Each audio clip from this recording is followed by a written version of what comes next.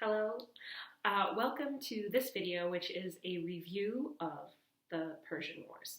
So first thing first, you do not need to watch this video if you don't want to.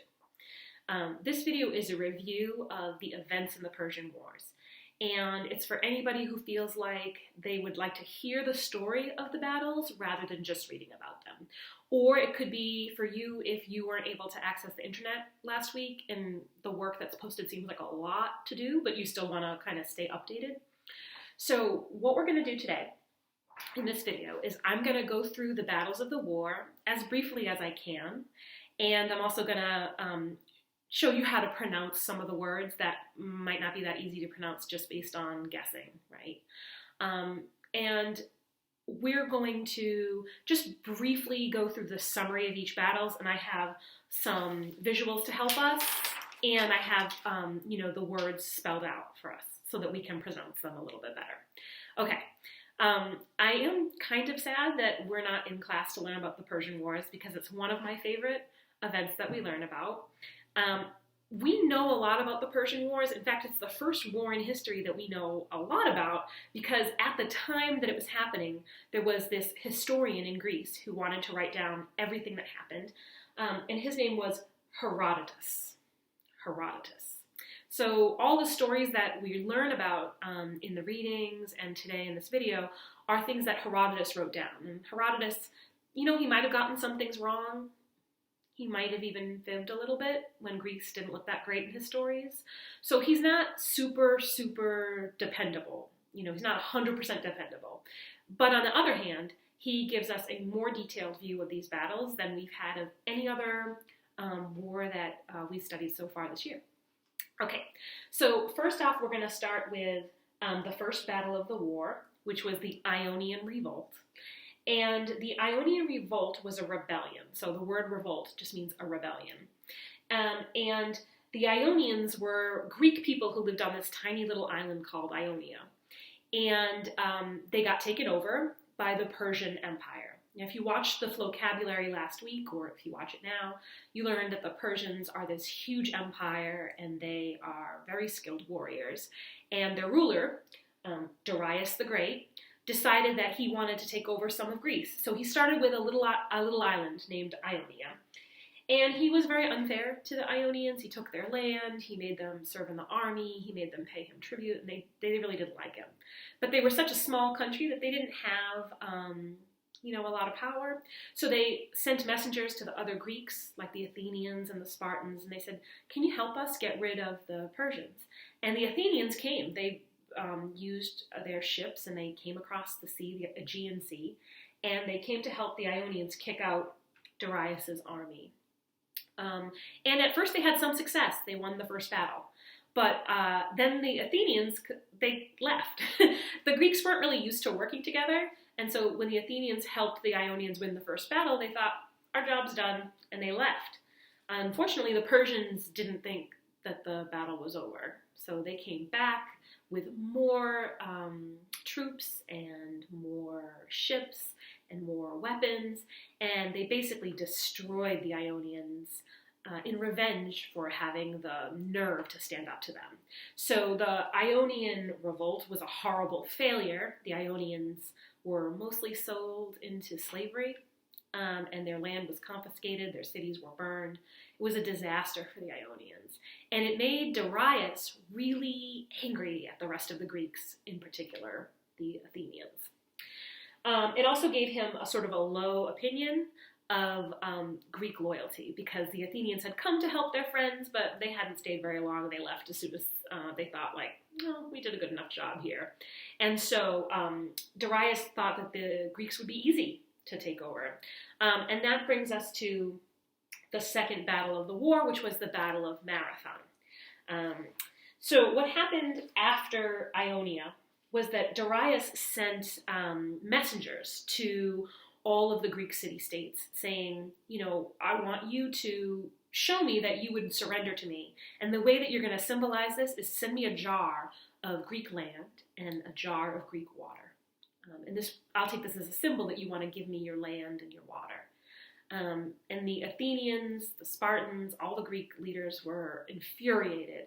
And they threw the messengers down the wells, right, to show that they were not ready to surrender. And of course, when Darius heard about this from the messengers who did make it back, it infuriated him. And he decided to send his navy across the Aegean Sea and attack Athens. So he did this by going to a beach named Marathon. So that name Marathon, right, that means a long race. And we'll find out why it means a long race in a minute. But for right now, let's just say that the Persians went to the beach. They sort of parked their boats up on the beach. So I have a little picture here of the site of the Battle of Marathon. So here's the sea, right? And here's the beach. The Persians parked their boats right here. And it was 26.2 miles to Athens from Marathon. And so they thought that they would, camp out, recover a little bit from their journey, and then they would hike the 26.2 miles to Athens and invade. But the Athenians had some scouts out in the woods, up in the hills, and they saw the Persian boats all waiting there. And so they sent a messenger, Phidippides was his name. They sent Phidippides back to Athens, and he ran as fast as he could to tell the Athenians that the Persians are coming. And the general, I should probably go back to this one. The general of the Athenians was named Miltiades. So if you saw this name in your reading, it's Miltiades. The messenger was Phidippides. It's kind of hard to say, but it's Phidippides. So Phidippides, the messenger, went to Miltiades, the general, and he said, the Persians are all here. So Miltiades sent Phidippides and some other messengers out to all the other Greek city-states, and nobody was willing to help them. Sparta said that they couldn't help because they were enjoying a holiday, and they wouldn't be able to leave home for another month. And so Phidippides ran all the way to Sparta and all the way back, and Phidippides, I guess he died on the return journey, right, when he got to Athens and said, no, the Spartans aren't coming. He laid down and died. And because of the 26.2 mile run that he did from the beach of Marathon to Athens, that's why we call it a marathon. It's a race of 26.2 miles. So Miltiades, once he found out that his friends weren't going to help him, he sent his army to wait up in the hills. So these red bars are the Athenian army. And he knew he didn't have enough troops to beat the Persians, so he thought of a trick. And nowadays, this trick is still used in the military. It's called a pincer movement, because it's like the pincer of like a lobster claw, kind of. And so the way that it went was the two side parts of the army hid in the hills, and then this part stretched themselves out on the ridge, and then they started to come forward like they were going to charge the Persians. The Persians were all on the beach relaxing, but when they saw this tiny little army about to attack them, they started charging up the hill because they thought it was going to be such an easy battle. But they didn't know that the Athenians were also hiding on the sides behind rocks and trees. And so when the Persians came into the center, the pincer closed, and ancient troops were not really trained to battle on three sides at once, and the Persians got really confused, and a lot of them retreated. They just ran down the bank, got back into their boats, and went right back across the sea. They just retreated, but thousands of them did die on the hill there, in between the pincer movement. And that was how Miltiades, with a much smaller army, was able to repel the Persian attack. So Marathon was this huge victory. The Greeks won the battle, and they thought they were done with Darius, and they thought they were done with the Persians forever. It was a huge victory for them. And for 10 years, it was a huge victory. Darius was an older man. He was kind of elderly by that time, and he passed away. But his son took over. So Darius' son's name is Xerxes. It's Xerxes. The first X is pronounced like a Z, and then the second X is pronounced more like you'd think of an X. So Xerxes is how you say it. And Xerxes was so angry at the Greeks for embarrassing his father like that 10 years before. So when he took charge, one of his goals was to invade Greece. He decided that it was so important that he win this war that he sent two separate forces. He sent a navy across the sea, and he sent a land army up and over. He even built bridges across water channels so that his army could walk right up and over. So they came to Greece. If Turkey's over here, they came up and over this way. Okay. So when the Greeks heard about this, the Spartans decided to try to take on the army, and the Athenians decided to try to take on the navy. They split their forces. And the Spartans had this really clever plan where they were going to go up and meet the army in this place called Thermopylae. It's not spelled like Monopoly, the game, but it's pronounced that way, Thermopylae. And the reason they picked this particular spot where my star is because there's this part of the Greek coast where the hills, the mountains, come right up to the ocean. And there's just this narrow path that the whole Persian army was going to have to come down. And the Spartans, who were led by their king Leonidas, thought that they could just wait around the corner here at the bottom of the path, and then they could attack all the Persians as they came around the corner. And because the Persians would be coming in like a line, like probably like 3-4 soldiers at a time, it was a really narrow path. They could just kind of pick them off as they came around the corner. Great plan. But the problem was that the Spartans had a traitor in their army. And the traitor took this mountainous goat path up and met the Persian army and warned them. And so what the Persians decided to do was split their force. So half of their force came down the way that the Spartans were expecting them to, and then half of their force went through the hills on this old goat path. And so the traitor, this is the orange line, is the traitor going up to see the Persians, and then the purple line is the Persians coming back down. And so Leonidas was going to be stuck between these two forces. But because the Spartans were excellent warriors, they had scouts posted on the hills, and they saw what was going to happen. So Leonidas has a force of, let's say, like 5,000 to 7,000 soldiers, and he realizes this is going to be the end. This is a suicide mission. Anyone who stays here is probably going to get crushed because the Persian army is so big.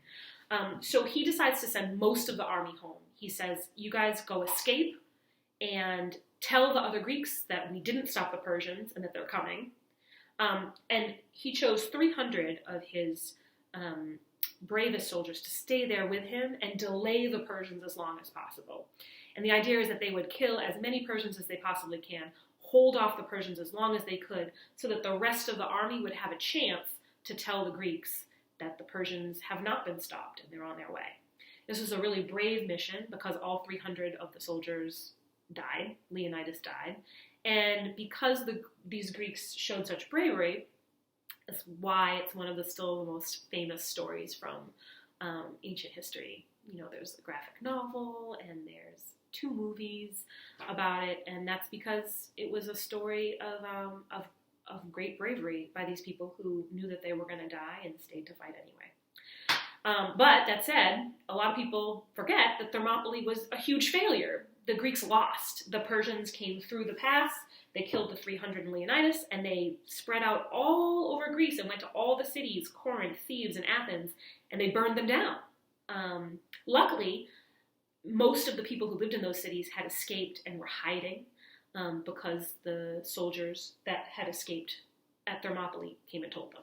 Okay, so now we're going to move on to the next battle, which is Salamis. So while the Spartans were taking care of the army, the Athenians were supposed to take care of the navy.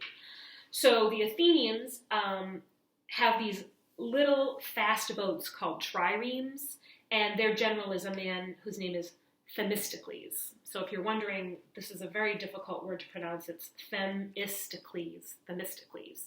And Themistocles knows that he doesn't have enough boats to destroy the Persian navy. Here in purple are the Persians, right, with their big old-fashioned ships, but they've got a lot of them. So Themistocles comes up with this plan. He sends a fake traitor, so someone who's not really a traitor, but who is pretending to be a traitor, to the Persians. And this fake traitor says, a lot of the Athenian navy wants to surrender to you, but they don't know how to do it. So if you just come and meet us in this tiny channel between Greece and this island, Salamis, half of our boats will turn on each other if we have your backup, your support. And the Persians, because they think of the Greeks as people who are full of traitors because they've heard about what happened at Thermopylae. They believe it. And so all these big, heavy boats come into this tiny channel where they're going to have a tough time turning around, and they aren't that fast. And once they get in this channel, the Greek triremes ram them. So these are little fast boats with pointy fronts, and they jam into the sides of these big boats. And once the boats have these big holes in them, then the Greeks set the Persian boats on fire. So most of the soldiers who are in these Persian boats drown, or some of them die of smoke inhalation in the fire if they're below deck. There are some ships that return to Persia, but most of the ships in the Persian army, navy, sink to the bottom of the sea. And this is another fantastic victory for the Athenians. And the reason this battle is so important is because it turned the tide of the war, right? The Persian navy is gone. The ships that survive go right back to Persia.